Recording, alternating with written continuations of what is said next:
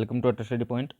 और स्वागत है आपका क्लास 12th की रिवीजन सीरीज़ में, जिसमें आज हमारा जो टॉपिक है वो है चैप्टर नंबर 8, जिसका नाम है विद्युत चुंबकीय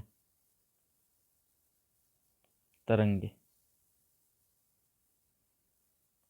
इस चैप्टर के बारे में हम बात करते हैं, तो नोट्स लेकर बैठिए और स्टार्ट करते हैं। सबसे पहले चैप्टर में हम बात करेंगे, जो फर्स्ट टॉपिक है हमारा वो है विस्थापन धारा का। विस्थापन धारा का विस्थापन धारा का कंसेप्ट तब आता है कि जब हम देखते हैं कि एक संधारित्र को जब एक किसी बैटरी के साथ जोड़ा जाता है, तब हम ये देखते हैं कि माइनस और प्लस से यहाँ बीच में कोई वायर कनेक्ट ना होने के बावजूद भी इसमें धारा कैसे प्रवाहित होती है, यानी यहाँ से धारा प्रवाहित नहीं होनी चाहिए, तो यहाँ तक तो धारा आती है और यहाँ फिर आगे कोई भी धारा प्रवाहित नहीं होगी। इसलिए यहाँ पे एम्पीयर का जो नियम है वो लागू नहीं हो पाता है। लेकिन ऐसा होता नहीं है। जो इसके अंदर हम जैसे ही कैपेसिटर को चार्ज करते हैं यहाँ पर, तो जब ये धीरे धीरे आवेशित हो रहा होता है तब इसमें प्लस आवेश उत्पन्न हो रहा होगा, और यहाँ पे जैसे प्रेरण के द्वारा क्या होगा, माइनस आवेश उत्पन्न। तो देखिए यहाँ से विद्युत क्षेत्र बनना स्टार्ट हो रहा है। तो बेसिकली इसके अंदर विद्युत क्षेत्र में क्या हो रहा होगा, परिवर्तन हो रहा है, और इसके परिवर्तन के कारण इसके अंदर भी एक धारा बहती है जिसे हम कहते हैं विस्थापन धारा यानी डिस्प्लेसमेंट करंट। और इस विस्थापन धारा का मान कितना होता है, आई डी बराबर होता है, हमें पता है कि आवेश की प्रवाह की दर होती है, लेकिन यहाँ पर यह होता है epsilon naught d phi e upon d t, यानी कि विद्युत फ्लक्स में परिवर्तन की दर से ही हमें यहाँ पर एक विद्युत धारा मिल जाती है, जिसे हम क्या कहते हैं, विस्थापन धारा कहते हैं। या फिर जैसे हम फाई का मान रखते हैं यहाँ पे, तो आई डी का मान कितना हो जाएगा, A epsilon naught D E upon d T हो जाएगा, क्योंकि प्लेटों का एरिया हमने क्या कर दिया है, फिक्स कर दिया है। और हम जानते हैं फाई बराबर क्या होता है, ई इंटू ए। तो विद्युत क्षेत्र में परिवर्तन की दर से भी हमें एक धारा मिल जाती है, जिसे हम क्या कहते हैं, विस्थापन धारा कहते हैं। नेक्स्ट जो हेडिंग है वो है मैक्सवेल समीकरण। नेक्स्ट है मैक्सवेल समीकरण। मैक्सवेल ने इलेक्ट्रोस्टैटिक को समझाने के लिए और इलेक्ट्रोमैग्नेटिक को समझाने के लिए 4 समीकरण दी थी, जिसमें सभी प्रकार के जो कॉन्सेप्ट्स हैं वो आ जाते हैं। इसमें हम सबसे पहले बात करते हैं कि मैक्सवेल की फर्स्ट जो समीकरण है, प्रथम समीकरण। प्रथम समीकरण कौन सी होती है, प्रथम समीकरण है कि जो विद्युत फ्लक्स है उसका मान हमेशा rho D V upon epsilon naught के बराबर होता है, जो कि क्या है, गाउस का नियम है। ये क्या है, गाउस का नियम। और गाउस के नियम में हम यहाँ पे आवेश रखते हैं समेशन क्यू। तो देखिए किसी भी वस्तु के लिए आवेश जो होगा वो अगर त्रिविमीय वस्तु है तो उसका रेखीय, उसका जो आयतन आवेश घनत्व है इनटू क्या हो जाएगा, इसका आयतन, और उसका पूरा समाकलन जब हम कर देंगे तो उसका पूरे आयतन में उपस्थित आवेश का मान आ जाता है। तो ये सभी आवेशित वस्तुओं के लिए इसका मान हो जाता है। फिर हम बात करते हैं सेकंड समीकरण की। दूसरा नियम जो है वो कहता है कि किसी भी बंद प्रश्न निर्गत चुंबकीय जो फ्लक्स होता है वो क्या होता है, जीरो होता है, यानी कि ये एकल ध्रुव की उपस्थिति को रिजेक्ट करता है कि एकल ध्रुव उपस्थित नहीं होता है, एकल ध्रुव नहीं मौजूद होगा। और ये है इसके सेकंड समीकरण। फिर आती है इसकी तृतीय समीकरण, और वो होती है कि विद्युत क्षेत्र का रेखीय समाकलन बराबर होगा चुंबकीय फ्लक्स में परिवर्तन के। ये है इसकी थर्ड समीकरण। और फोर्थ जो समीकरण है वो देता है हमें करंट के बारे में, विस्थापन धारा के बारे में मान, यानी कि चुंबकीय क्षेत्र का रेखीय समाकलन जो है वो बराबर होगा mu naught i c plus कितना होगा, mu naught epsilon naught d phi b upon d t के, यानी कि ये कौन सी धारा है, विस्थापन धारा होती है। तो ये इस बात पर निर्भर करता है, यानी कि phi b dot t l बराबर होगा mu naught i c plus किसके, आई डी के, जो कि टोटल करंट है। ये बेसिकली एम्पियर का नियम है ना, एम्पियर का नियम है। लेकिन अब तक एम्पियर का नियम अधूरा था, इसलिए क्या कहलाता है, एम्पियर मैक्सवेल नियम कहलाता है। जो चौथा नियम है उसे हम क्या कहते हैं, एम्पियर मैक्सवेल रूल भी कहते हैं। फिर इसके बाद हम बात करते हैं विद्युत चुंबकीय तरंगों की। विद्युत चुंबकीय तरंगों की। तो विद्युत चुंबकीय तरंगें कैसे उत्पन्न होती है, ये उत्पन्न होती है त्वरित आवेशों से। त्वरित आवेश जब गति करते हैं तब, या फिर दोलन करते हैं तब हमें यहाँ पे विद्युत चुंबकीय तरंगे मिलती है। तो जो भी आवेश अगर दोलन करेगा, कंपन करता है, तो उसमें से विद्युत चुंबकीय तरंगे निकलती है। इसमें विद्युत क्षेत्र भी होता है, इसमें चुंबकीय क्षेत्र भी होता है, और ये जिस दिशा में संतरित होते हैं उस दिशा के दोनों ही क्या होते हैं, लंबवत होते हैं।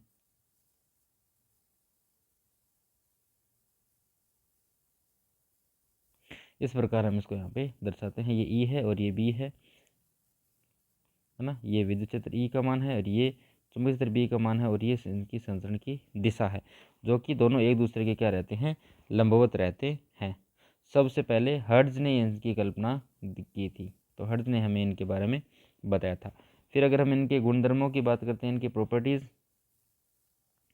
तो पहला गुणधर्म ये है कि विद्युत क्षेत्र का आयाम और चुंबकीय क्षेत्र का आयाम का अनुपात हमेशा प्रकाश की चाल के बराबर होता है, एक कांस्टेंट के बराबर होता है। यहाँ से हमें यह भी पता चलता है कि विद्युत चुंबकीय तरंगे सदैव प्रकाश की चाल की गति से ही गतिमान होती है। ठीक है, और यहाँ से हमें अपवर्तनांक का मान भी मिलता है। किसी भी माध्यम का जो अपवर्तनांक होता है वो होता है C/V, यानी कि यहाँ से कितना हो जाएगा, √μ/ε0 अपॉन कितना हो जाएगा, √μ0/ε0, यानी कि √μr/ε। तो n जो है वो होता है आपेक्षिक चुंबकशीलता गुणा आपेक्षिक विद्युतशीलता के रूट के बराबर होता है। फिर अगर हम देखें कि इसमें क्या ये अपवर्तन, परावर्तन और विवर्तन की घटना को दर्शाता है, तो हाँ बिल्कुल ये है, प्रकाश से संबंधित जितनी भी घटनाएं होती हैं उन सबको ये दर्शाता है। नेक्स्ट हम इसकी बात करते हैं, इसका ऊर्जा घनत्व कितना होता है। पहली बात तो ये बताऊंगा मैं आपको कि ये एक त्रिविमीय तरंग होती है, 3D होती है, यानी इसके पास आयतन होता है और उस आयतन में जितनी ऊर्जा होगी उसे हम क्या कहेंगे, उसका ऊर्जा घनत्व है। और म्यू का मान इसके लिए होता है 12ε0 E² प्लस होगा 12B²/μ0। ये इसके ऊर्जा घनत्व का मान होता है। सिर्फ और सिर्फ यदि हम ई के पदों में रखना चाहे तो म्यू का मान कितना हो जाएगा, ε0 E², जब हम बी बराबर क्या रख देंगे, E/c, और म्यू बराबर क्या हो जाएगा, B²/μ0, जब हम बी बराबर क्या रख देंगे, ई बराबर क्या रख देंगे, B/c। तो हमें ये सिर्फ और सिर्फ बी के पदों में, और ये हो जाएगा सिर्फ और सिर्फ ई के पदों में ऊर्जा घनत्व का मान। फिर हम बात करते हैं थर्ड, औसत ऊर्जा घनत्व। औसत ऊर्जा घनत्व, तो इसका जो औसत ऊर्जा घनत्व है म्यू डैश या फिर म्यू एवरेज जो है, उसकी वैल्यू क्या होती है, वो होती है म्यू एवरेज बराबर 1/4ε0 E² प्लस कितना हो जाएगा 1/4 BM² अपॉन कितना हो जाएगा, μ0। और अगर हम इनके सिर्फ और सिर्फ ई के पदों में रखना चाहें तो यू एवरेज जो है वो हो जाएगा 12ε0 E², और ये है इसका मैक्सिमम वैल्यू, यानी कि इसका अधिकतम मान जो है, शिखर मान है, उसकी हम बात करते हैं। क्योंकि जब हम औसत लेते हैं तो औसत लेने के लिए देखो ई का जो मान है वो होता है EM sin kx - ωt, उसके तरंग के रूप में अगर हम पूरा रखना चाहिए इसको, और बी का मान कितना हो जाएगा, BM sin kx - ωt। जब हम इनका औसत लेते हैं तो साइन इनका स्क्वायर करेंगे, और स्क्वायर करेंगे तो साइन स्क्वायर होगा, साइन स्क्वायर का औसत कितना होता है, हाफ होता है। तो यहाँ से पहले हाफ था, फिर कितना हो जाएगा 1/4 हो जाएगा, और ये बच जाएगा EM का स्क्वायर। अगर हम फिर बी में यानी कि चुंबकीय क्षेत्र में इसका मान रखना चाहें तो इसका कितना हो जाएगा, 12B² अपॉन μ0। ये हो जाएगा इनका औसत ऊर्जा घनत्व। फिर नेक्स्ट हम बात करते हैं पॉइंटिंग सदिश की।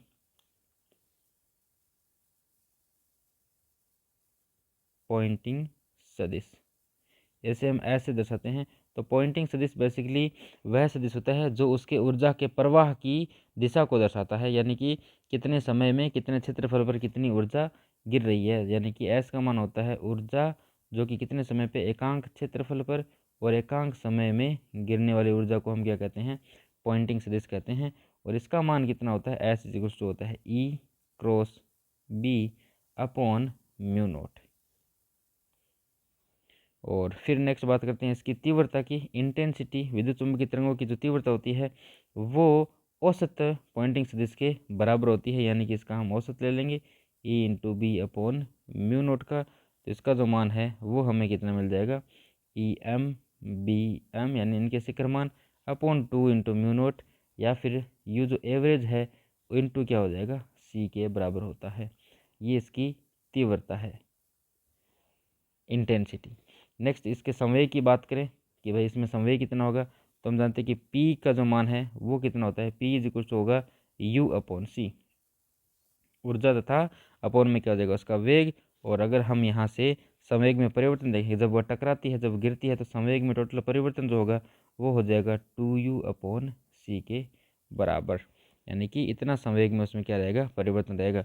और संवेग में परिवर्तन से उसमें दाब भी आएगा, दाब का मान जो है वो पी, जो प्रेशर है ना, कैपिटल पी जो है वो हो जाएगा कि कितनी तीव्रता है और कितने वेग से गिर रही है। तो पी बराबर क्या हो जाएगा, आई अपॉन सी, क्योंकि हम जानते हैं आई बराबर क्या होता है, यू एवरेज इंटू सी होता है। और दाब का मान क्या होता है, बल अपॉन क्षेत्रफल, और बल को हम क्या लिखते हैं, फोर्स इंटू विस्थापन अपॉन क्या हो जाएगा, जो क्षेत्रफल है उसमें भी अगर हम गुणा कर दें तो ये तो हो गया ऊर्जा और ये हो गया आयतन, यानी कि यू एवरेज के ये क्या हो जाता है, बराबर हो जाता है। फिर जो लास्ट इसका कंसेप्ट है वो है विद्युत चुंबकीय स्पेक्ट्रम।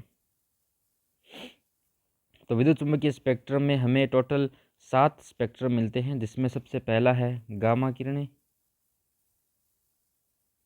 दूसरा है एक्स किरणें, फिर आती है अल्ट्रावायलेट किरणें, पराबैंगनी, फिर आता है दृश्य तरंगे, विजिबल रेज, और फिर आती है अवरक्त तरंगे, इंफ्रारेड, और फिर आता है माइक्रो तरंगे, माइक्रोवेव्स, और 7 नंबर पे है रेडियो तरंगे। ये जो हम इनका क्रम देख रहे हैं वो है बढ़ते हुए तरंग दैर्ध्य में, बढ़ते लेमडा में, लेमडा बढ़ेगा तो ऊर्जा का मान क्या होगा, कम, यानी कि यहाँ से हम ऊपर देखेंगे तो इनकी ऊर्जा बढ़ती है, ऊर्जा बढ़ेगी तो इनकी फ्रीक्वेंसी भी बढ़ती है। तो बढ़ती हुई फ्रीक्वेंसी में गामा किरणें, एक्स किरणें, यूवी किरणें, और फिर हम इनकी अलग अलग डिटेल में बात करेंगे।